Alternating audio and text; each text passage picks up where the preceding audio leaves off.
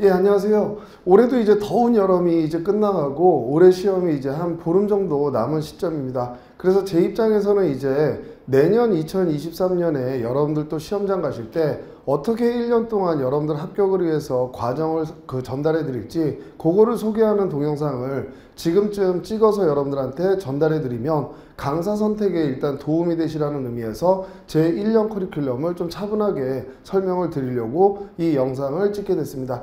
자, 일단 제가 신림동에 처음 왔을 때는 이 과목명 자체, 제 기본서 이름 자체를 쓸 수 있는, 이게 가장 여러분들 시험에서는 중요하겠죠. 쓸 수 있는 노무쟁송법, 행정쟁송법이 아니라 노무쟁송법이라는 명칭을 썼었는데, 아무래도 이게 진짜 정식 시험 과목명은 행정쟁송법이다 보니까 이게 검색 같은 걸 했을 때 잘 안 뜨는 경우들이 있더라고요. 그래서 저도 시험 과목 명칭에 이제 맞게 앞으로는 쓸 수 있는 행정쟁송법이라는 이 명칭을 가지고서 여러분들한테 이제 내용을 전달하려고 합니다. 자, 그러면 이제 내년을 대비해서 가장 크게 바뀐 내용이 뭐냐면, 일단 제 기본서가 기본적으로 처음 접근할 때 말 그대로 기본서로 접근을 했어요. 그러니까 제 기본서 자체가 처음 이제 노무쟁송법, 행정쟁송법을 접근하시는 분들이 아주 기초적인 부분부터 내용적인 면을 이해하기 위한 그런 거를 완전히 이제 집중하다 보니까 아무래도 시험하고 관련 있는 내용에 대해서만 그 교재 안에 포함하다 보니까 교재가 굉장히 좀 슬림하고 얇았던 건 사실입니다. 그렇다고 내용이 빈약했던 점은 전혀 없는데, 이게 이제 시험이 어려워지고 경쟁률이 굉장히 높아지다 보니까 유예생으로 바로 붙는 경우가 여전히 많긴 하지만 3시, 4시 이런 식으로 이제 실력이 굉장히 올라가 있는 수험생들이 이제 많이 늘어나더라는 거예요. 그래서 과연 제가 이 기본서를 유지하는 게 맞는 건가? 그래서 작년에는 기본서 개정을 안 하고 1년 정도를 이제 더 여러분들한테 이제 내용을 전달하면서 여러 가지 의견을 들어보고 어떤 방향으로 기본서를 개정하는 게 맞을지 그걸 한 2년 정도 이제 의견을 취합해 봐서 이번에 내린 결단이 지금 개정 작업을 하고 있는데, 기존에는 정말로 처음 배우는 분들을 위해서 접근했던 기본서 개념이라면 이번에 출판될 내용의 그 교재는 통합서 정도로 이해하시면 될 것 같아요. 그럼 왜 통합서가 됐느냐? 기존에는 내용 이해 이런 것들 전달이 위주였다면 이 통합서에서는 기존에 기출됐던 기출 사례 그리고 앞으로 출제될 수 있는 예상 사례 요 내용들을 각 테마별로 전부 하나하나 뒤에 붙여서 내용을 배우신 다음에 아, 이런 게 출제됐었구나, 앞으로 이런 게 출제 가능하구나, 이걸 예측할 수 있게끔 아예 처음 책을 접했을 때부터 보여드리는 게 훨씬 여러분들한테 유리하고, 유예생이지만 너무 이제 아깝게 적은 점수 차이로 떨어지신 분들은 실력이 상당히 이미 합격선에 가 있으신데 기본서 개념으로만 접근하시게 되면 오히려 실력이 떨어질 수 있기 때문에 그분들까지도 전부 이렇게 좀 아우를 수 있는 교재를 만들겠다. 그래서 기출 사례나 출제 가능한 예상 사례 이런 것들도 테마별로 다 하나씩 붙였다고 보시면 됩니다. 그리고 기존의 기본서에는 이렇게 사례 문제만 주고 내용 답안은 주질 않았어요. 그냥 목차만 여러분들한테 제시를 했었습니다. 그 취지는 또 뭐였냐면 처음부터 내용을 다 전달해드리면 오히려 버거워할 수 있겠다. 그럼 처음 접근할 때는 기본서를 통해서 아, 이런 문제가 나오면 이런 식의 내용으로 서술이 흘러가는구나.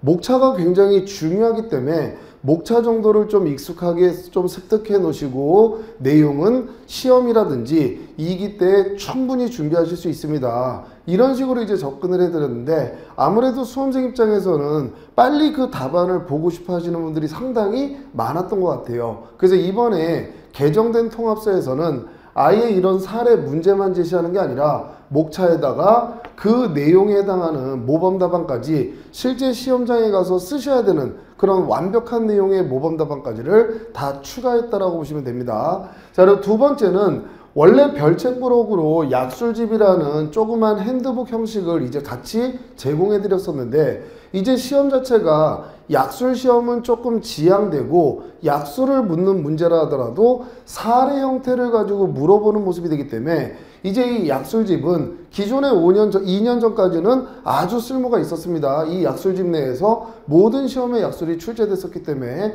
근데 지금은 시험 패턴이 변하다 보니까 이런 약술집의 내용은 아예 기본서의 내용과 중복이 되다 보니까 요거는 다시 테마별로 약술로 출제될 수 있는 테마가 있다면 그 뒤에다가 그냥 기본서 내로 흡수를 했다라고 보시면 됩니다. 자, 세 번째는 행정쟁송법의 최신 판례라든지 법령. 그래서 대표적으로 행정기본법이라는 법 자체가 존재하지 않다가 최근에 신설됐는데, 이 행정기본법에 있는 내용 중에 두 가지, 이의신청과 관련한 제도라든지 처분의 재심사 제도라든지, 이건 여러분들 행정쟁송법의 논점과도 연결되기 때문에 이런 최신 법령 그리고 최근 나온 최신 판례 같은 것들을 전부 이제 개정 작업에서 포함시키고 있고요. 마지막으로 이제 여러분들한테 지금 수험가에서 5급 행정고시든 변호사 시험이든 아주 유행처럼 이제 번지고 있는 이런 교재의 모습이 어떤 경우냐면, 쟁점 핸드북이라고 해서 늘상 이제 암기를 해야 되는 사항들이 있어요. 물론 이해가 바탕이 돼야 암기도 되는 겁니다. 그래서 우리 행정쟁송법에서는 대표적으로 어떤 것들이 여러분들이 암기가 돼야 되느냐, 각 테마별로 문제의 소재, 학설, 판례, 검토, 보통 문학판검이라고 얘기하는데, 요 문학판검 구조로 등장하는 쟁점이 대략 한 50개 정도 됩니다.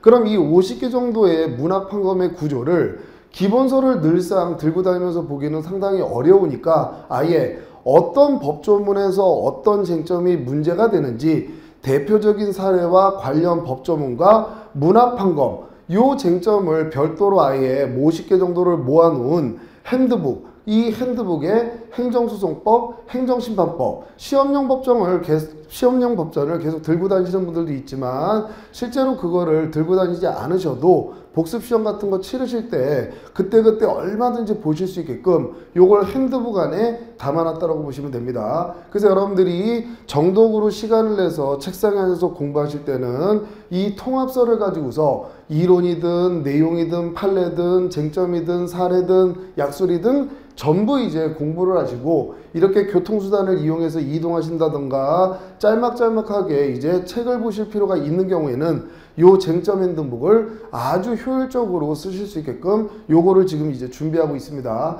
그래서 기존에 있었던 제 기본서의 가장 큰 틀로서 통합서라는 개념으로 이제 바뀌게 될 거고, 지금까지 제가 냈던 기본서 기준이 페이지가 대략 300페이지 정도 써요. 그러니까 이제 다른 강사님들하고 기본서를 놓고 보게 되면 굉장히 얇아 보이니까 또 그걸 가지고 못되게 저 책은 빈약하다 이렇게 공격했던 좀 안 좋았던 질환 좋은 강사들도 있었던 것 같은데, 전혀 내용적으로는 빈약한 거 없었습니다.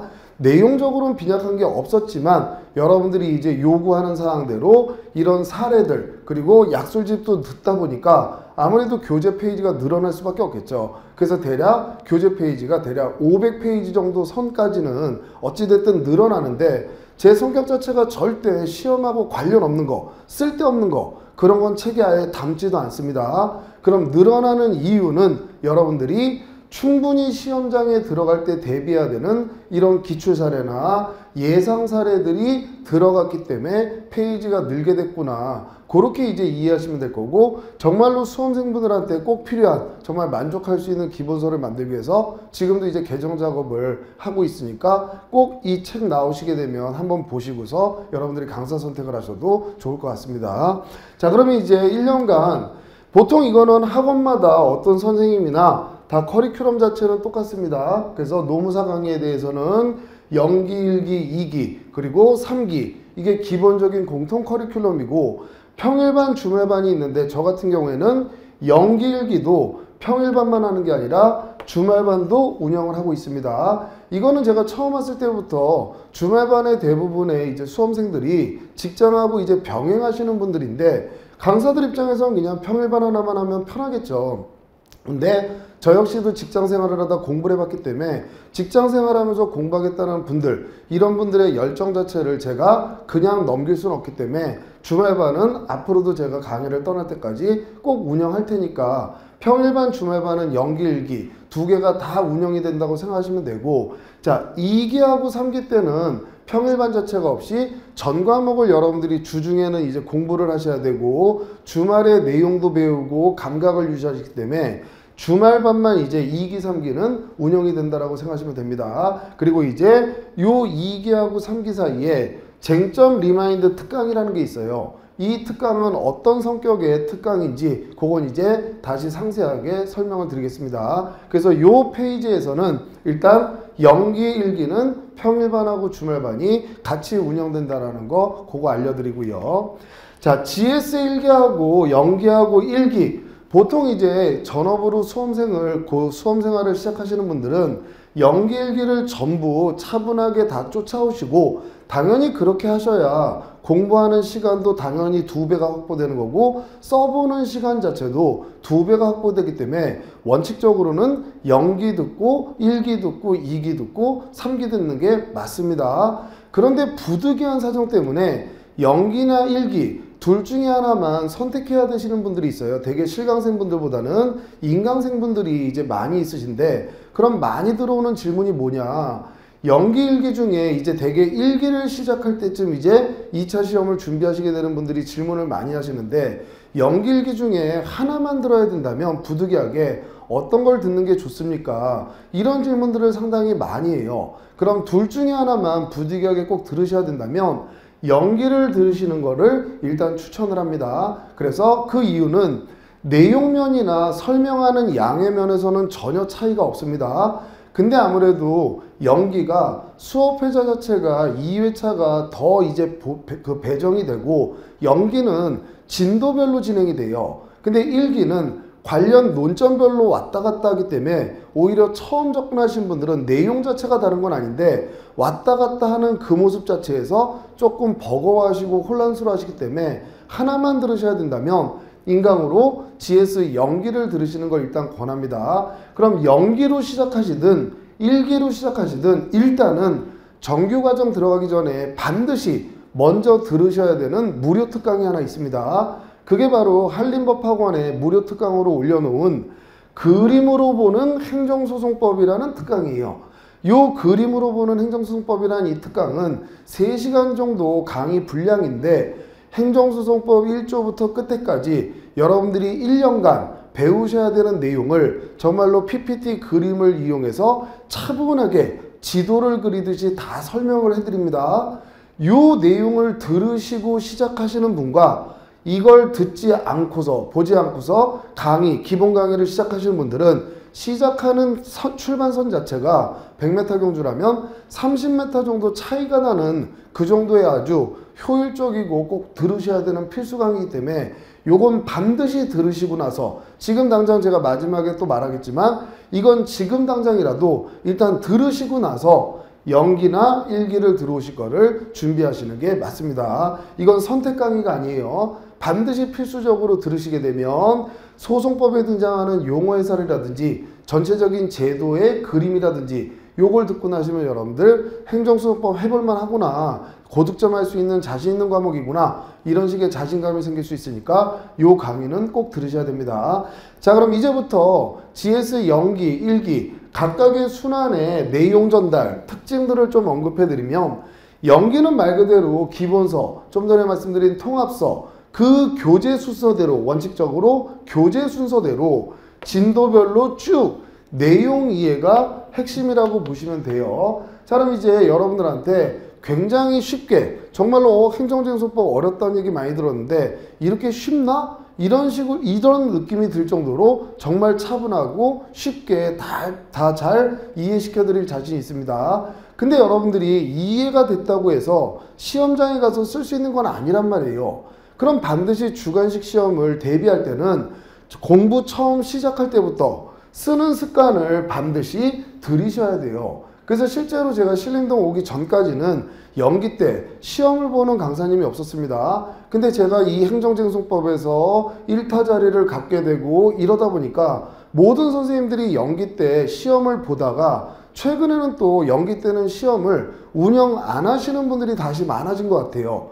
그거는 어떤 이유가 있느냐, 제가 이렇게 곰곰이 생각해 봤더니 수험생한테는 연기 때부터도 무조건 쓰는 복습 시험을 보시는 게 무조건 좋습니다. 근데 아무래도 강사님이 이걸 운영하게 되면, 저도 똑같이 강사니까 이걸 운영하게 되면 채점 비줘야 되고 자료 만들어야 되고 검토해야 되고 채점평 써야 되고 이게 사실 그렇게 수월한 일은 아니에요. 그러다 보니까 비용도 발생하고 시간도 들여야 되고, 그러다 보니까 다시 서서히 이제 연기 때는 이렇게 쓰는 시험이 기껏해야 뭐 총 2번 이 정도만 하고 그냥 넘어가는 모습인데, 저는 이 방법 자체를 버릴 마음이 전혀 없습니다. 이게 수험생한테는 가장 도움이 되는 실전 연습이기 때문에 그 회차에서 배우신 저번 시간에 배운 내용을 열심히 복습하고 충분히 여러분들 복습하시면 쓸 수 있습니다.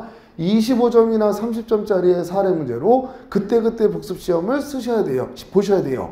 그래야 11번의 연기부터도 11번의 시험을 치르는 과정에서 쓰는 것 자체에 대한 일단 부담이 없어집니다. 만약에 이 쓰는 시험 자체를 1기로 미루고 2기로 미루면 여러분들 시험장 가서 쓰는 것 자체가 흔들릴 수 있기 때문에 연기부터 이 복습 시험이 아마 제 강의에서는 가장 큰 특징이 될 것 같습니다. 그래서 개강의를 제외하고 총 11번 매 회차 복습 시험에 관한 사례 시험이 진행되니까 그게 이제 연기에서 진행될 거고요.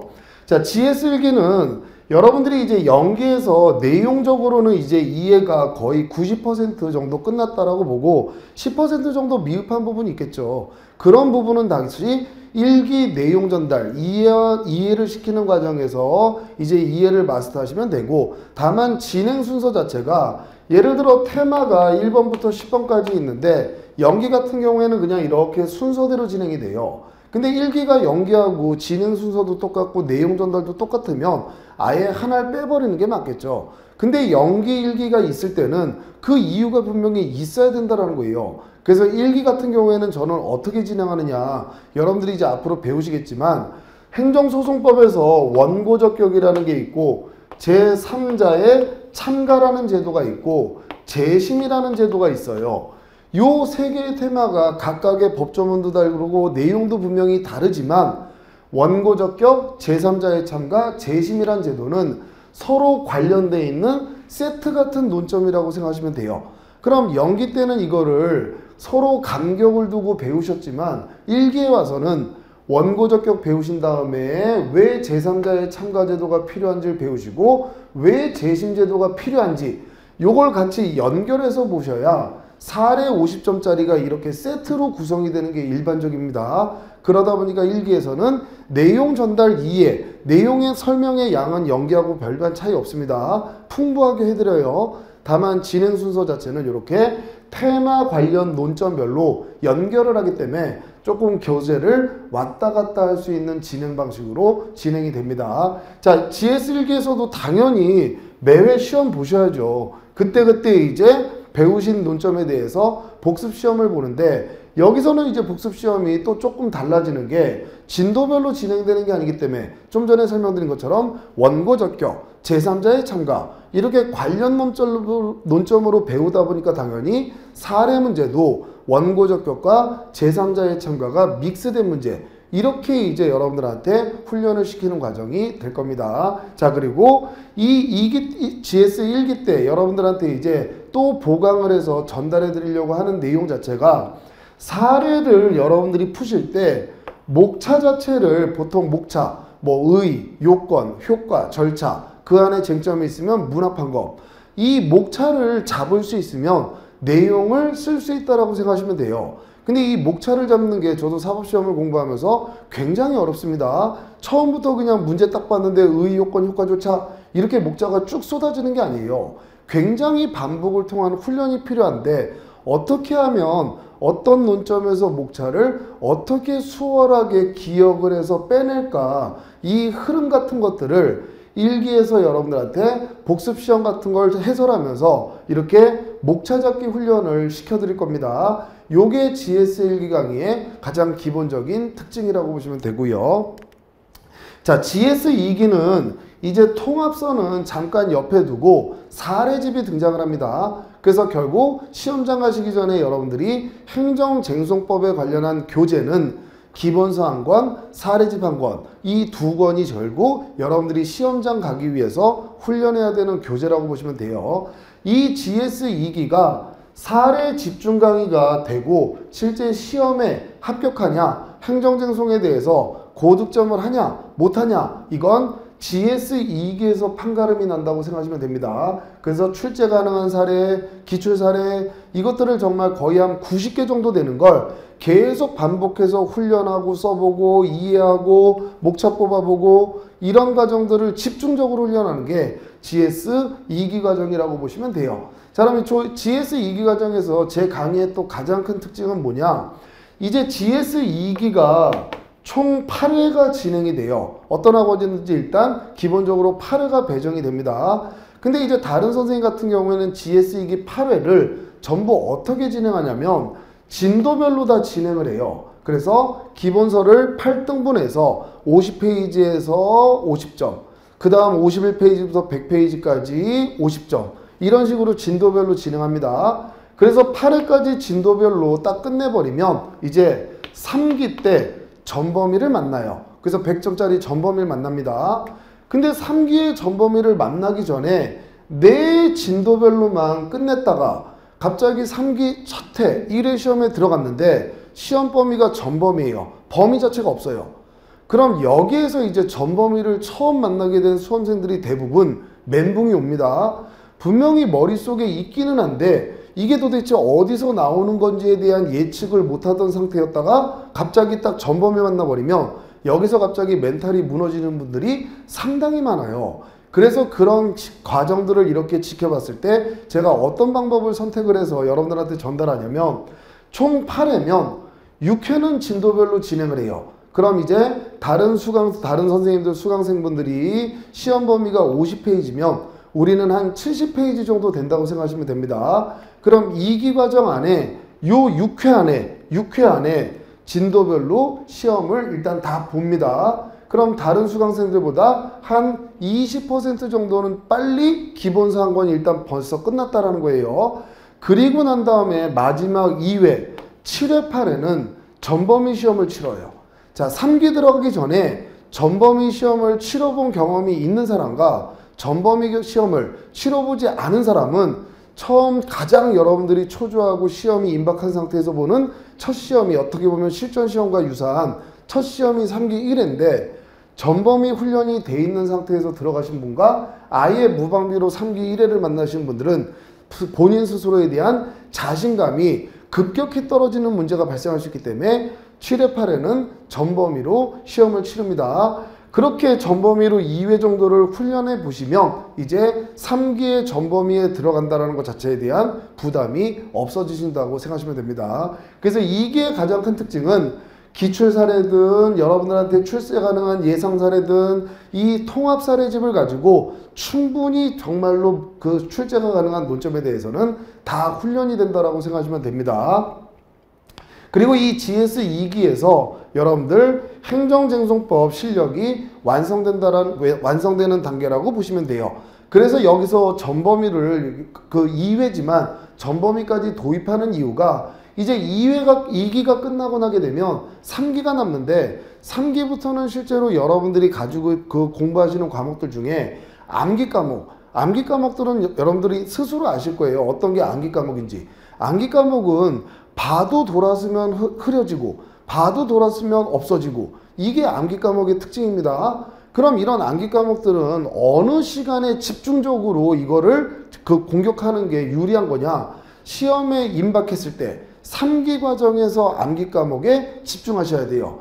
그러다 보니까 이런 행정쟁송 같은 이해가 선행돼야 되는 이런 과목들은 2기까지는 실력을 완성해 놓으셔야 남들보다 좀 부지런을 떨어 놓으셔야 이제 3기 과정에서 암기 과목에다가 남는 시간을 배치할 수 있다라고 생각하시면 됩니다. 자, 그러면 이제 아까 언급했던 쟁점 리마인드 특강이 어떤 특강이냐. 좀 전에 이제 제가 2기가 진도별이 6회까지 그리고 7회, 8회가 전범이라고 그랬죠. 쟁점 리마인드 특강은 요 사이에 이루어져요. 그럼 요 사이에 하는 이유가 뭐냐. 쟁점 리마인드 특강은 하루 만나서 7시간 이내에 행정쟁송법에서 등장하는 모든 논점 이거를 출제 가능한 판례하고 매칭을 해서 7시간 이내에 모든 쟁점들을 싹 한번 정리를 하는 겁니다. 이렇게 7시간 내에 모든 정점을 정리하는 쟁점 리마인드 교재가 지금 봤더니 대략 50페이지 정도 돼요. 그러면 한 페이지는 이 논점에서 등장할 수 있는 대표적인 리딩 판례들, 그걸 문제처럼 구성한 거. 나머지 한 페이지가 그 판례에 등장하는 논점들을 이렇게 배치를 해놨는데, 이 50페이지 안에 행정쟁송에서 등장하는 시험에 출제 가능한 모든 논점들이 다 정리되어 있다고 보시면 됩니다. 이거를 제가 한 5년 전에 신림동 들어와서 처음으로 수험생한테 어떤 게 가장 필요할까, 그래서 만든 교재인데, 지금까지도 여러분들보다 먼저 합격한 선배들이 열이면 열다 칭찬하고 고마워하는 교재가, 그 강의가 쟁점 리마인드 특강이에요. 그럼 여러분들이 7시간은 저한테 강의를 듣는 거고, 요 50페이지 교재를 시험 보시기 전마다 시험 직전에 돌려보시는 겁니다. 그럼 처음에 돌려볼 때는 한 4시간, 5시간 걸려요. 두 번째 돌려보시면 2시간, 3시간 걸립니다. 세 번째는 더 줄어요. 네 번째는 더 줍니다. 그렇게 반복하다 보면 시험 당일날 아침에 1시간이면 이걸 다 봐요. 그럼 결국 어디에서 시험이 나와도 여러분들은 흔들리지 않고 초조한 마음을 버리고 행정쟁송법 시험지를 받을 수 있게 된다는 겁니다. 그래서 이 쟁점 리마인드 특강도 아까 무료 특강과 마찬가지로 이건 선택사항이 아닙니다. 실전 시험장에서 최고로 쓸 수 있는 강력한 무기이기 때문에 이건 반드시 여러분들이 들으셔야 돼요. 그럼 요걸 들으셨기 때문에 요 7회 8회 전범위 요 이외가 쟁점 리마인드 강의를 듣고 난 다음에 들어가는 거예요. 그러니까 실제로 쟁점 리마인드 강의를 듣고 난 다음에 한번 실전 연습으로 와서 전범위 대비로 시험을 한번 보시는 겁니다. 그렇다고 해서 처음부터 막 다 잘 보지는 못하겠죠. 하지만 오전에 쟁점 리마인드를 이렇게 보고서 시험에 임했더니 내가 봤던 게 직전에 봤던 게 나오네. 이런 느낌을 가지시게 해서 3기가 들어가야 3기 때 멘붕이 오는 사태를 미연에 방지할 수 있다는 겁니다. 그래서 쟁점 리마인드 특강 요거를 이제 여러분들한테 전달해 드릴 거고, 이제 마지막 과정인 GS 3기. GS 3기는 말 그대로 정말로 올해 시험에, 그럼 지금 같으면 여러분들이 이제 만난다면 2023년이 되겠죠. 2023년 시험에 나올 수 있는 실전 출제 예상 가능한 그 논점들을 정말로 똑같은 모습의 모의고사로 100점씩 치르게 됩니다. 그럼 GS 3기 요 1번 같은 경우에는 모든 선생님들이 다 똑같아요. 그럼 제가 여러분들한테 더 해드리고 제 강의의 특징은 뭐냐, 제가 생각해서 요거 나올 것 같다, 이렇게 문제를 만들어서 여러분들한테 시험을 보게는 하는데, 물론 제일 중요한 건 이게 제일 중요합니다. 그런데도 저도 인간이기 때문에 저 혼자의 머리만으로는 더 많은 생각들을 못할 수 있단 말이에요. 그래서 제가 한 3, 4년 전부터 여러분들한테 해드리는 게, 신림동에서 여러분들한테 시험을 보게끔 했던 논점들은 어떤 것들이 있었지? 이걸 제가 전부 스크린을 해요. 제 나름대로의 방법으로 자료 같은 걸 수집해서 전부 스크린을 합니다. 그래서 보충 자료를 통해서 신림동에 등장하는 모든 논점들, 그것들을 전부 스크린해서 여러분들한테 전부 추가를 해드려요. 그러니까 여러분들은 복사집 돌아다니면서 저 선생님은 뭐 물어봤지? 저 학원에 저 선생님은 뭐 물어봤지? 이거 할 시간을 단축시켜 드리겠다는 겁니다. 그러니까 요 3기 수업을 오시게 되면 정말로 문일쌤이 예상하는 출제를 시험으로 보고, 만약에 다른 선생님들은 또 어떤 걸 물어봤을까, 요런 논점들이 있는 건 문일쌤이 보충자료로 전달해 드리니까 그 수업에만 집중하면 되겠다, 그런 생각으로 임하시면 됩니다. 물론 제가 이렇게 스크린하던 과정에 절대 우리 시험하고는 아무런 관련이 없는데, 이건 행시용이지, 이건 변호사 시험용이지, 노무쟁송법에서는 물어볼 수 없다, 노무사 시험에서는 그런 것들은 과감하게 배척해왔고, 그런 것들이 지금까지 시험에 출제됐던 적은 없습니다. 그래서 그런 거 여러분들도 하나로 참고해서 GS3기는 그런 내용들이 이제 등장한다고 생각하시면 되고요. 자, 그리고 이제 마지막으로 어찌됐든 시험은 시험입니다. 무조건 물론 어떤 수험생 입장에서는 준비했던 게 다 나오는 경우도 있고, 저 같은 경우에도 출제를 했더니 2, 3기에 시험 보게 했던 게 아예 5개의 논점이 전부 똑같이, 거의 똑같이 다 출제됐던 경험도 많아요. 그런데 아무래도 시험이다 보니까 꼭 논점 하나 정도는 아주 어색하거나, 이거를 시험에서 물어보나? 이런 것들을 보통 불이타라고 얘기하는데, 이런 걸 출제자한테 내지 말라고 강제할 수 있는 방법은 없습니다. 그러다 보니까 제 입장에서는 이것도 이상한 출제자는 한번 물어보지 않을까? 이런 것도 책상에 앉아서 한번 고민을 해서 그래, 요것도 한번 코멘트는 해주자.